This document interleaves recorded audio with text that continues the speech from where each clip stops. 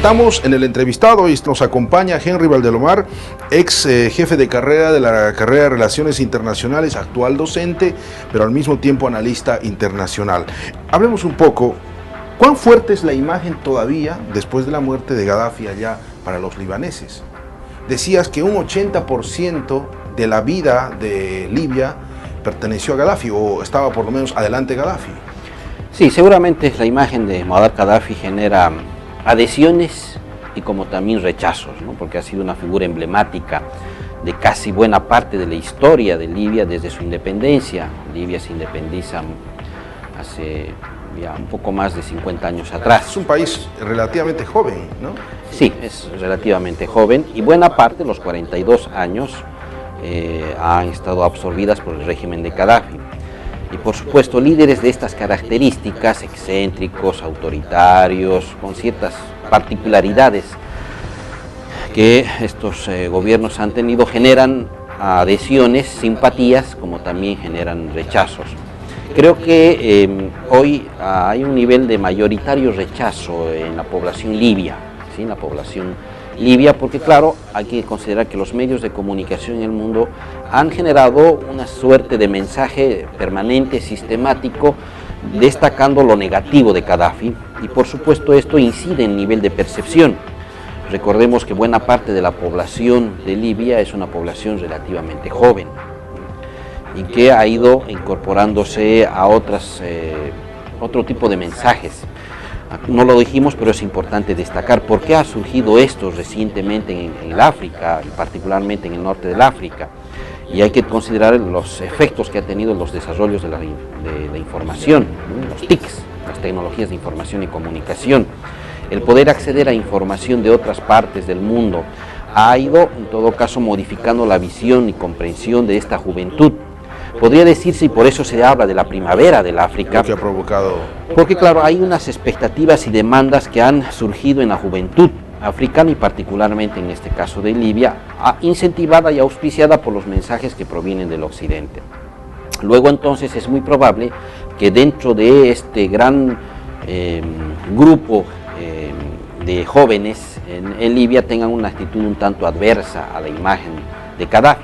Sin embargo, también hay un porcentaje que seguramente va a ir cultivando esta imagen positiva de Gaddafi, porque prácticamente Gaddafi ha sido el que ha construido el Estado libio. Libia se independiza en 1951 y en 1969 asume el gobierno Gaddafi. Prácticamente del 69 hasta hace algunos días atrás, Gaddafi era el presidente de Libia y él ha sido el responsable de construir este Estado, que también es un Estado que surge de las circunstancias algo complejas que significó la Segunda Guerra Mundial y las consecuencias. Es un estado de suerte, siempre mencionás.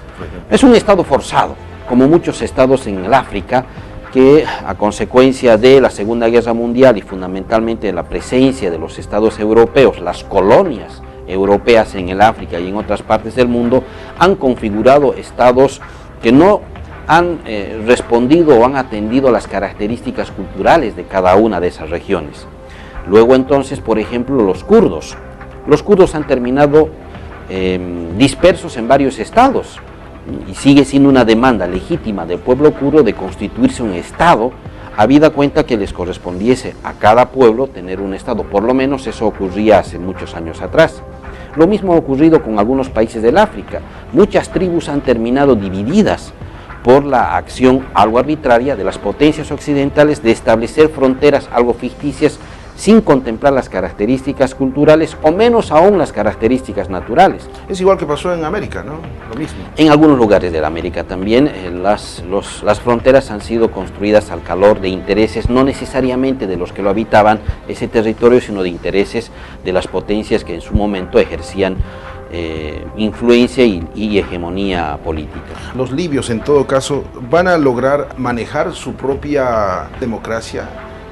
¿Ellos van a ser los conductores o por detrás va a haber influencia de otros estados o de otros actores? ¿Cuán fácil va a ser para los libios manejar la democracia, crear un nuevo estado? Es un desafío inmenso.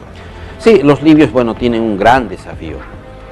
Primero, establecer instituciones democráticas, desarrollar un aprendizaje sobre un nivel de conocimiento muy escaso sobre cultura democrática. Es muy probable que las Naciones Unidas va a desplegar esfuerzos muy importantes como la Unión Europea para poder desarrollar un conjunto de programas que le permita a Libia poder establecer instituciones democráticas, un Congreso, un gobierno elegido democráticamente, un sistema de partidos democráticos que compitan cada cierto periodo, la posibilidad de ejercer el gobierno. Pero eso es un desafío que a muy largo plazo van a tener que empezar a asumirlo. Sin duda, los intereses siempre van a estar presentes. Libia es un país, como habíamos dicho, importante en la generación de petróleo. Libia existe porque petróleo hay en ese territorio. Libia es importante para el mundo porque petróleo hay allí. Si no existiese petróleo, sería un país tan irrelevante como muchos otros países hay en el mundo donde prácticamente no existen recursos naturales estratégicos de importancia para el sistema internacional y por tanto son ignorados por parte de los países más importantes del mundo. Hoy Libia, como ayer, ha sido siempre un escenario muy importante porque geográficamente está ubicado en un escenario muy estratégico, a orillas del Mediterráneo, ahí al frente, a pocos kilómetros, está Europa, y fundamentalmente porque es uno de los países con mayor cantidad de reservas de petróleo. Por tanto, entonces va a seguir siendo un escenario geográfico de mucho interés estratégico para el mundo, particularmente para el mundo occidental. Antes, para terminar la entrevista, una reflexión final. Todo este movimiento que se empezó con Túnez, en todo caso, ¿es positivo, es negativo para todos nosotros? Bueno, creo que para estos países y para el mundo... ¿Es una llamada de atención tal vez para estos regímenes? Sí, podríamos decir que ha sido positivo, ¿no? Quizás no la forma como se han desencadenado, pero había una demanda, diríamos, un clamor, podría decirse, de ciertos sectores sociales de las juventudes de modificar estos regímenes. Era una suerte de traba para la profundización de la democracia en el mundo. Se ha denominado la primavera del África, como en su momento se habló de la primavera de Praga, allá por la década del 60 en Europa Oriental, cuando también emergió demandas de las juventudes de ese país, de esa región y particularmente en Praga, de mayor flexibilidad en el sistema político. Podríamos decir entonces que es un avance positivo en la medida en que esto va a permitir que estos países empiecen a transitar por sistemas democráticos. Ha sido muy lamentable la forma como se transita de sistemas muy poco democráticos a sistemas miles de democráticos. Vidas. Se ha sacrificado vidas y lamentablemente eso no debe ser justificativo alguno para pretender justificar muertes inútiles. Pero se avecina también un periodo de mucho cuidado, porque no vaya a ser que mañana, en vez de que haya más democracia, se instauren sistemas mucho más autoritarios. Todavía sigue ahí circundando por ese escenario grupos islámicos, fundamentalistas islámicos, y que podrían pretender hacer de este escenario caldo de cultivo para poder fortalecerse y luego entonces generar mayor nivel de incertidumbre en este escenario tan sensible para Europa y también como para el mundo occidental. Seamos positivos, esperemos que el aporte, la cooperación internacional, el interés que puedan desplegar Europa y los países del mundo occidental permitan hacer florecer las instituciones democráticas en Libia y por supuesto que Egipto también pueda consolidar su democracia y lo mismo Túnez, para que en definitiva esto también genere un efecto multiplicador en el resto del África, es decir, al sur de estos países. Y viendo los resultados, de repente pasarán los otros países a un proceso democrático, pero sin derramar vidas. Y que la distribución de los recursos importantes que genera la exportación de petróleo se distribuya de mejor forma, de forma mucho más justa y permita mejorar las condiciones de vida, no solamente de quienes están alrededor del entorno del gobierno o de quienes tienen el privilegio de poder contar con esos recursos, sino de la vasta población que habita Libia, de modo que entonces mejore la calidad de vida y, lo que habíamos indicado, el tema de las migraciones también pueda ser regulada. La migración es como una fuerza de la historia, que el desafío no es contenerla, El desafío es regular, administrar ese proceso de modo que no se generen situaciones de explosividad social.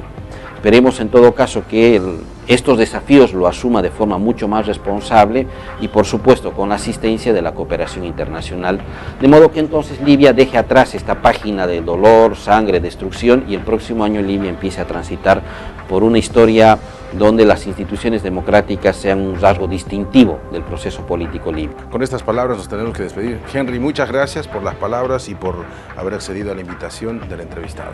Un gusto, ha sido un placer estar Gracias, contigo. Henry. Amigos televidentes, nos vamos. Hoy hablamos de la muerte, de las consecuencias, las causas en todo caso, y de muchas cosas más que no los vemos a simple vista tras la muerte de Muammar Gaddafi, el ex dictador de Libia.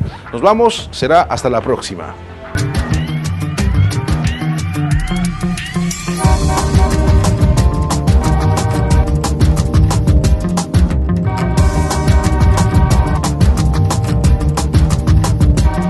A ver, esos micrófonos, por favor. Retorno el sonido, ok, muy bien. Muy bien, ya está con nosotros El entrevistado.